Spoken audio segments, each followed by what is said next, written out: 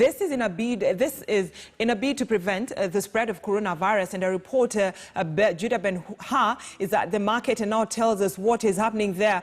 Judah Ben-Ha, good morning. So it's about fumigating the market. So is it business as usual, or traders had to close their business in order for the fumigation exercise to take place? Good morning. Gikomba market business is as usual. People are here doing their business, but the public health officers have been here since morning, 8 a.m. in the morning, and they've just been trying to ensure that they disinfect different places, starting from, it's a 6-team kind of process where 6 different fumigating officers are doing their tasks in different locations in Gikomba. And they're starting from one region, covering it, and they're going to do it throughout the day. And the officers are also saying that this process might take as long as it takes until this coronavirus pandemic is under control in the country. So what they're doing, people have not closed their business. They're just asking someone, if you have your clothes somewhere, you're asked to remove them. They're fumigating where you put your clothes or where you place your clothes.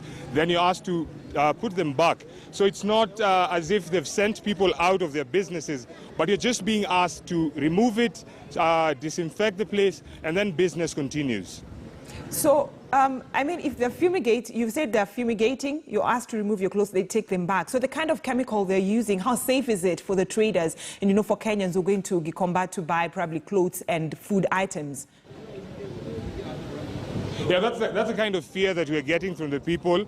People are saying that the fumes are a bit toxic to them. The only person who's protected is the fumigating officer. So that's the kind of fear people are having. But before the fumigation starts, people are just asked to really spread out, walk away a little bit for the process to really continue. But the traders here are also asking the government that this process is a little bit inefficient. So they're asking the government to give them the fumigating chemicals so that they can be able to do it in their own shops. We also have to remember that in China, public officers were very critical, and they criticize this process of fumigating, saying that it's a way of diverting the efforts from where they are really needed. And I'm talking about hospitals, I'm talking about health facilities. Those are the places where the Chinese officers said that they need a lot of fumigation, unlike these places, because we're not really sure how many people are infected here and if they've touched places in this kind of area in Gikomba. Ben-Ha, if possible, can you probably give us some shots of the fumigation exercise where you're, because I know it's a continuing exercise as you speak. Yes.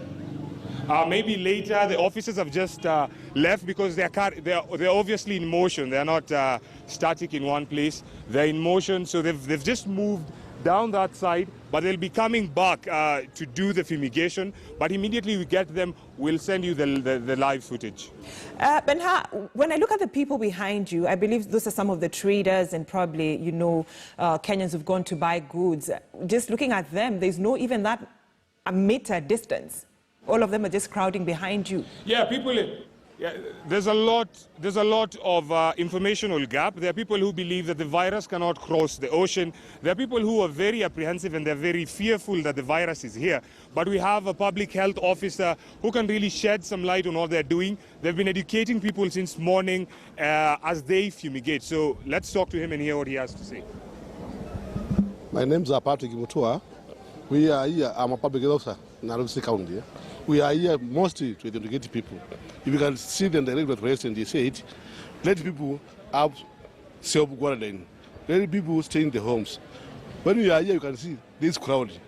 This coronavirus droplets, they like where there are crowded people. And that's why we came to Gikomba, so that we can educate the people about the means of transmission of the coronavirus, so that they can know it. And they have to know it that the coronavirus is there. It's not a myth. Some they are saying, it cannot cross Kenya. Others they are saying, Africans cannot get this disease. Others they are saying, we are immune. There is nothing like immune here. Others they are saying that when you get that disease can only stay for 24 hours, and then 24 degrees Celsius, and you die. But you must remember, when you see about fever starts from that 7-8. We are seated here and we are standing here, and so many people are just like centimeters apart. Actually, people are touching each other as they stand. What do you have to say about that? We have been telling them to stay a meter away from one another. You see, like that mama, a meter away. But when she's a meter away from me, but they are crowded. where they are standing. We are trying to tell them, avoid a lot of crowding. Stay at home or in your area of work, stay and meet up from your other colleague so that you cannot be infected. Because these things are droplets. When you sneeze or you cough, they just drop. They cannot suspend in the air. That's why we are educating them so that they can avoid crowding. Number two, we are spraying. Disinfectant we are using is not harmful to them, but it's very friendly to human.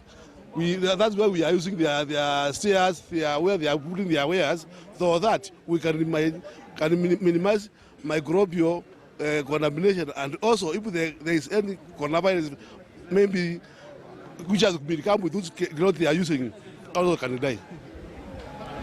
From what we are seeing in Gikomba, it's like people are not really educated on the thing, or they're just there's some bravado in how they're conducting themselves. They're not afraid to stand close to each other. So I'm going to call one person from the crowd to just tell us what they know and what they're doing to protect themselves. Tell us your name, jina yako. Kwa majina naitwa James Ngugi, mimi mfanyakazi wa Gikomba, na tumefurahi vile hawa watu wamekuja wakatusprayia, lakini hawajatumia ile njia yenye inafaa. Sisi naona tukiandamana kuna zile lori zinakuja zinatupiga maji hivi kama tumeandamana. Saa hii wamekuja na ile spray ya kuspray tu kahawa huko nyumbani huko. Ile hata hakuna mahali ina spray mbali, ina spray tu hapo tu kidogo kidogo. Na Gikomba kama saa hii ukiangalia ile ni kubwa sana, unaona? Sawa wakispray hapo kidogo kidogo tu, hakuna ati mahali hiyo dawa inaenda mbali. Na inafaa hiyo dawa iende kila mahali. Tena kitu kingine, tuko na shida ingine saa hii.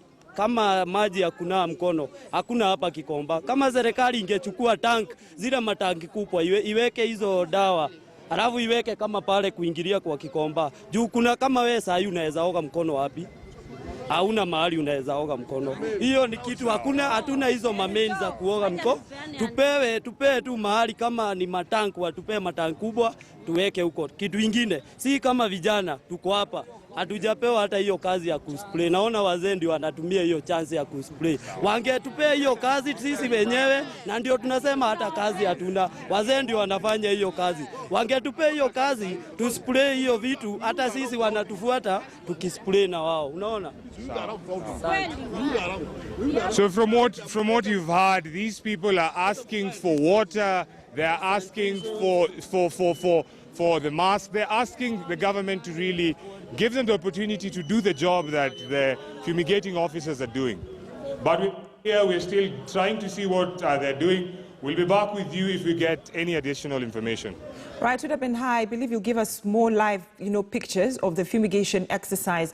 But it's also so important, for us to let our viewers, especially traders in Gikomba market, to know that, it's really important for them to keep that a meter distance. Because Ben Hai, as they can see behind you, it's not about washing hands and, using hand sanitizer. But behind you can see people are still crowded. They're not keeping that a meter distance. It's something really important if you're to fight, this coronavirus, the COVID-19. And, of importance, they're talking about, being given that fumigation exercise. I wish they knew that the reason as to why the government has said that is the health, officials were supposed to be doing that fumigation exercise. But before I let you go, Ben Ha, just a minute, if you may give me this response. So for how long will this exercise of fumigation in Gikomba happen? Is this just for today? It's a continuous exercise?